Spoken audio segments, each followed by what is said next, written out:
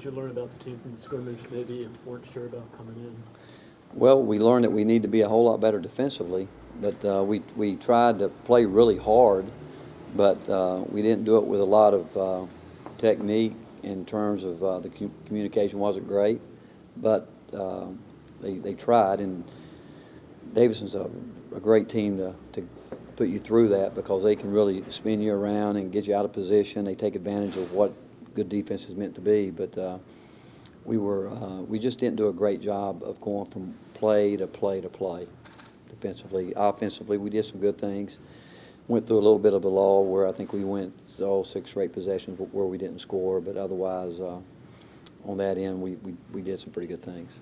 I'm not sure how much size Davidson has, but obviously y'all don't have a lot without Songa for a time being. You don't have much. And How they kind of deal with that? Well, that's where they hurt us. They started hurting us inside where we didn't do our work in the post. You can't stay behind people in the post, especially when they have you buried in the lane, and that gets back to, again, I think fatigue a little bit, but still that's competing for that space on the floor, and we didn't fight hard enough for it, and they did hurt us there. That's something that we've got to get better with. We're going to have to figure out a number of different ways probably to try to guard the post, and especially, and they were bigger, but it's not just our post guys, it's our guards as well. I know it's fluid, but who were the 5 guys that you started on the floor with? We started, I can't remember, Tom. Who do we start? Tom, where's Tom? KP, Dietrich, Devin, Armani, and I believe Admiral started. So you can tell I care a whole lot about who started. And I'm not even sure why we started them at that particular time, but there were some good things. There really was. Something we can build on, but a lot we need to work on. Coach, how has Derek Reese responded to kind of being the center? Well, you know what? I told him he had to do one thing. I told him he better get 10 rebounds, and he did. So that part, he did what we asked him to do, and that's what we're going to have by committee guys on the front line, putting together a good stat line to combine, and we need it. We've got enough guys to do it. We just got to get them to understand that. But each guy at some point in time had some good moments, and they all had some tough moments, as you'd expect, because it's not going to be a game of perfect as much as we'd like it to be. But again, overall, I think it was a start. But we'll be challenged this Friday. We're playing against a team. Anytime you play against a team that has, like Davidson, had people back, even though they had some guys not play, and Hubs didn't play for us, and but we have early in the year you're playing teams that have 8, 9 guys back. It's always a challenge just because they are going to be more familiar with what they want to do as opposed to where we're still trying to get familiar with ourselves in a lot of different areas. Do you have any idea when you might have Casago's situation resolved or prognosis? We don't. We're optimistic about it, but that's strictly up to the NCAA, and we all know that they move at their pace, but we hope, and we're hoping it could be soon. It could be tomorrow. It could be this afternoon. It could be whenever, but it would be a guess if I told you anything other than that. And how did Kyle do? Just first exposure to it. I mean, I'm sure they were, physical, pushed him around. Well, actually, in the first, I think in the afternoon, didn't we start him? Who's that? Kyle in second in the afternoon, Kyle? Or not? I can't remember, because he did a really good job. He did the best job post-defensive wise in terms of trying to do what we had talked about, what we had practiced. He really tried to work in the post, and so he did okay. And again, and the pace was a very rapid pace. I think maybe once on each team it got down to where I'm not sure the clock ever got under 25. I mean, under 5, other than once or twice, both ways. What did you think about their shot selection? Okay, our goal was to make 9 threes. We made 8, and missed some we should make, missed some we shouldn't have taken, and so I think that's still them understanding the rhythm of a shot, what we're looking for, and it's we talk about from good to great, and I'm not sure any of them were bad, but we could have definitely got a better one. Rick, do you expect Robert to be available for the start of the season, or is that still? He's going to do a little bit today in the half court, and it's just getting him back in there. But if you're here today, you'll see him. He's going to do a little bit when we stand in half court, and we'll just see how it's a day-to-day thing right now. How much does it help Admiral to have gained those 4 inches on his wingspan? A lot, because he did some good things, and he really did. He gave us a little bit of a presence inside, but and I know he knocked down a 3, but I think his biggest thing, and he probably has improved more than anybody on our team from the time that we've started, and from the time he's gotten here. I mean, he's lost a lot of weight. He's put so much more time in to get himself in shape, to get his body in shape where it needs to be, and he's still working at it. And what's been good about Admiral is, you know, as a freshman, he really wants to be a good player, and he spends a lot of time coming around, wanting to watch tape, wanting to figure this out. He knows he's got to continue to get his conditioning level at a level where he can sustain it for 2.5, 3 minutes nonstop, and it's going to be fun watching him grow, because he definitely has improved, as like I said, probably as much as anybody from where he started. How did it look for you when you ran offense in the half court through Armani like you guys would like to do?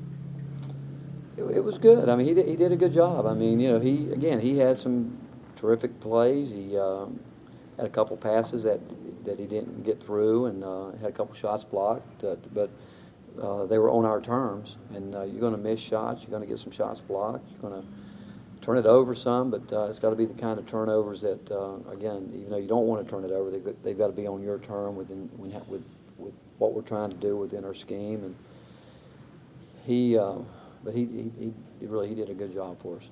Is it standard when you kind of install this kind of scheme that you expect the defensive end to be behind the offensive end in terms of development and progress? Normally you'd like to see your defense ahead of your offense this time of year, and figure that your offense will catch up. But I think, again, because of the clock and the game is different now. It was what would I say would be the word? It was a challenge for the referees, for the coaches, because we can't call timeout when there's a live ball. And obviously I yelled it a couple times, and they still made the mistake of giving it to us, where they're learning the freedom of movement. Right from the beginning, they were trying to get control of that, and the game was a different game. But like I've always said, the players adjusted, and the coaches will have to adjust, but the players did adjust. And but they could have called a lot more fouls. They could have called more, and I think as time goes on, they're going to be a challenge for the referees to, where do you draw the line with the incidental contact and freedom of movement. But they would tell you, we've all been coaching the game a certain way for a long time, and they've been refereeing the game a long time for a certain way. But it's going to be a challenge. It is. But it's going to make the game better. It's going to do what they want done in terms of allowing more scoring opportunities. Now, coaches can mess it up by trying to slow you down a little bit, but 30 seconds is 30 seconds, and there's going to still be a lot of different ways that you can play this game. And like this weekend, we'll see some pressure in the backcourt and some containment-type pressure, just trying to take time off the clock. And the key is that we can attack and continue to flow, as opposed to just when you play against a team, they drop back and play man-to-man. 2 more. Is there the concern that how the game is officiated early in the year won't hold towards the end of the year? Well, that's been what's happened. Every year you get, and if you really think about it, they haven't made a lot of rule changes in terms of what's a foul. And I think anybody that officiates, or any of the supervisor of officials, would tell you, just call the rules of the game. And if you do, I mean, a foul's a foul, and there's no gray area with it. And I think that's what they want. I think they want the rules of the game officiated. And I think the way that will happen is it will start with the national office in terms of officiating, where he's going to have to obviously work with the supervisors of officials in each league, and referees have to be held accountable, which I think you saw this weekend at was it Duke Miami game. I mean, there has to be accountability, and coaches can't get upset if they're doing the job they're supposed to do. And in the NCAA basketball committee, rules committee, they've mandated that we want the game to be a cleaner game. We want it to be a free-flowing game.